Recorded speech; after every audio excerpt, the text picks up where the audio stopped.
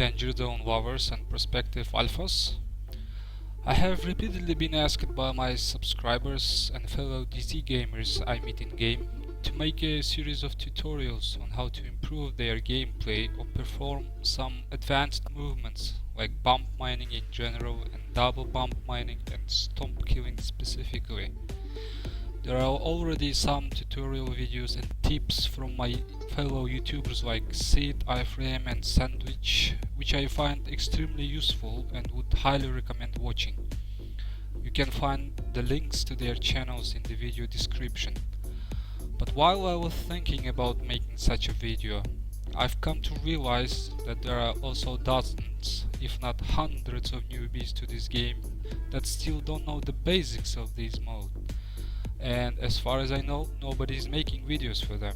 So before making a video for such advanced topics, I've decided to start this series with a beginner's guide to CSGO Danger Zone, where I go over the most basic and the most important 10 things in the game.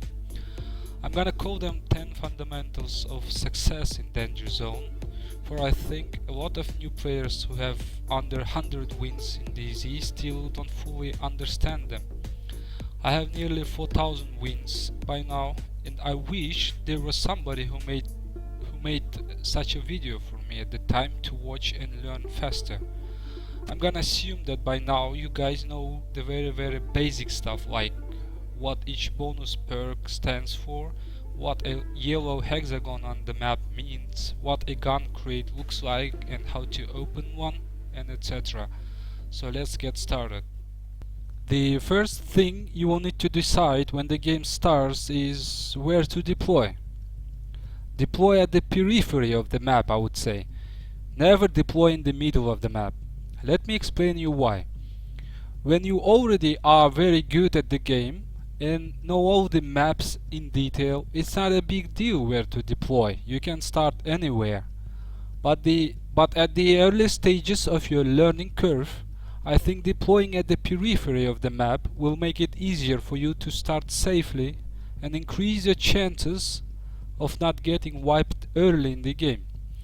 When you deploy at the outskirts of the map, let's say in the corner, you know that you only have certain number of directions to control and expect enemies from. Your back is safe. You just look at the closest enemies in front of you. Otherwise, if you are in the middle of the map, you will have to be monitoring 360 degrees constantly, which is not a very easy thing to do for beginners. Somebody will get you at some point. After you have selected your deployment location, you will need to choose a bonus perk from a list of many. I usually go with the bonus Explorer because I move around a lot and because I like bumping people. But I would highly recommend for the beginners to choose a bonus Wave perk over the others, although sometimes, depending on the situation, you might want to go with other perks as well. For example, if there is an enemy spawning very close to you, you might want to go with a taser to open a gun crate first, or just tase your enemy to death. Moreover, you could also go with an exo jump perk, which would give you extra movement speed to get to a gun faster than others, or to run away if your enemy takes a gun first. Other than that, I would suggest selecting a bonus wave as a perk. I don't think I need to tell you how useless parachute or C4 perks are. Okay, let's move on to the next fundamental. The first thing you need to do after you land is to locate and run towards the closest pistol or gun crate, or towards a tool like a range hammer and etc. that opens a gun crate. I'm saying this because I see a lot of players just running around the map taking some unnecessary things like cash, yellow crates or a hostage and etc. just to be killed by an enemy who gets a gun first. Actually, you should already be locating your pistol or a gun crate when you are still hanging on the deployment rope to know beforehand where to go, which hugely increases your chances of survival. After you get your first pistol or a gun, you should try to find armor/helmet as soon as possible, or if you don't see one around you, just buy it. Armor is very important. Even if you have a fully loaded gun and full health, a random guy with a pistol or a shotgun can easily wipe you out with a headshot. You don't really want that, and never try to pursue an enemy or engage in a fight if you don't have an armor. Trust me, that's a bad idea. Unless you totally have to fight, I would highly recommend you just running away if you don't have armor. My next fundamental advice is to always stay alert and act fast. First of all, keep checking your tablet at least once in 10 to 15 seconds to see what's going on around you and keep track of enemy movements. I see a lot of players just ignoring the tablet and opening it when they want to buy something. That's not good. You should be checking the tablet as often as you can to have a real-time understanding of what's going on the map. If you always keep track of the map, you can see if a hexagon nearby you just disappeared, which can mean that an enemy just entered your hexagon, and etc. I personally check my tablet like every 3 to 5 seconds on average, and even more when I'm sure there is somebody close to me. Secondly, you need to act fast after you kill somebody. I can't stress the importance of this fundamental enough. I see a lot of cases when a guy kills an enemy and spends an entire minute to loot the remaining stuff. He will literally spend time trying to switch to a gun with a nicer skin, deciding if he needs an extra health shot and etc. Don't do that. You kill an enemy, fast run above his corpse to collect the money. If you're low on ammo, just drop your gun and pick his gun up and be gone. Why? Because there are so many opportunistic, sneaky peeky pieces nearby who will try to finish you off, or brainless bots who will start running towards you when they hear a gunshot to finish you off. Oh, there is a fight, let's go! So, to sum it up, always be alert and aware what's going on around you, and kill your enemy, loot him fast and disappear. Fundamental advice 5 is fairly simple and obvious. Try not to stay out in the open for long.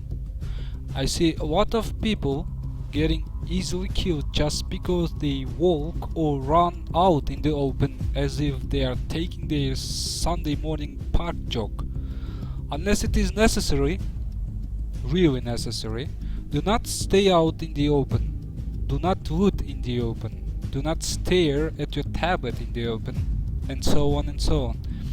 Even when you need to cross a street or an open area, do it smart and fast. Otherwise, you will be an easy target for a sniper or just a rifle guy with a good aim. Fundamental advice 6. When receiving deliveries, always be aware and expect an attack. You are very vulnerable and easy target when you are receiving something, because anyone can see where the deliveries are going. A sneaky peeky piece nearby you or a professional bumper will definitely try attacking you at this very moment, so you better be ready to fight back. Specifically, you are a very easy target to be stomped or knife killed by a bumper when you are looting your deliveries. Know this and always watch around you and disguise for the potential attackers. Now, let's come to situations when you are killed and need to respawn. A lot of players make this very mistake at this stage. He gets killed and he respawns right back there. Or he dies, his teammate is still fighting 1 or 2 enemies and he respawns right back there. Don't fucking do it. Never. Doesn't matter if you are playing with your usual teammate or a random guy. Try not to respawn where you died unless you are 100% sure it is safe. If you die and your teammate is still fighting, respawn somewhere else safely. If you die and your teammate is somewhere else, do not respawn where you died. That's simple.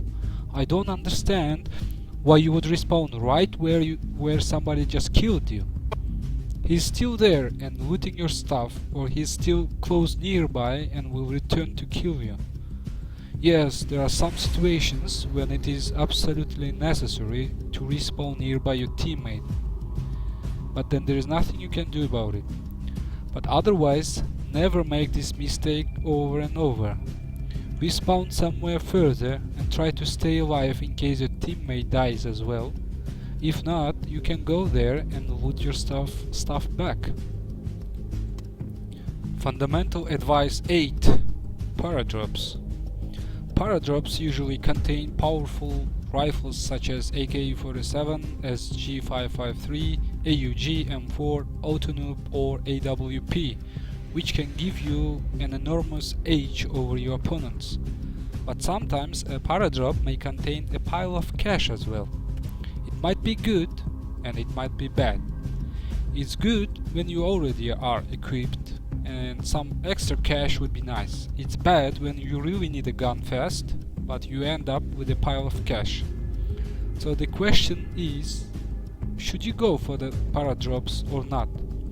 Of course it depends on the situation, but overall my advice would be not to go for it unless you really need that gun.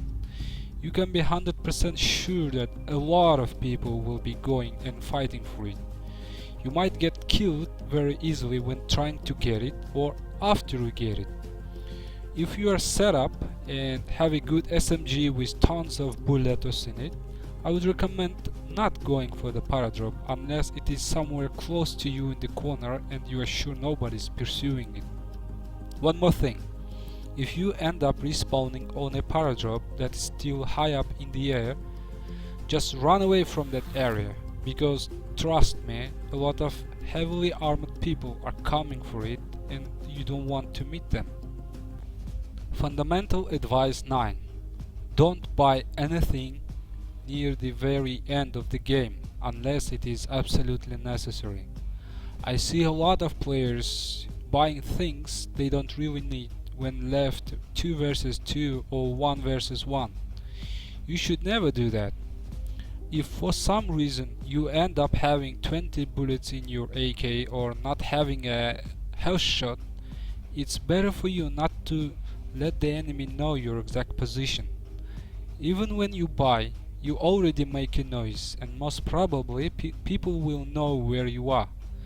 When your deliveries arrive, you are gonna get killed anyway.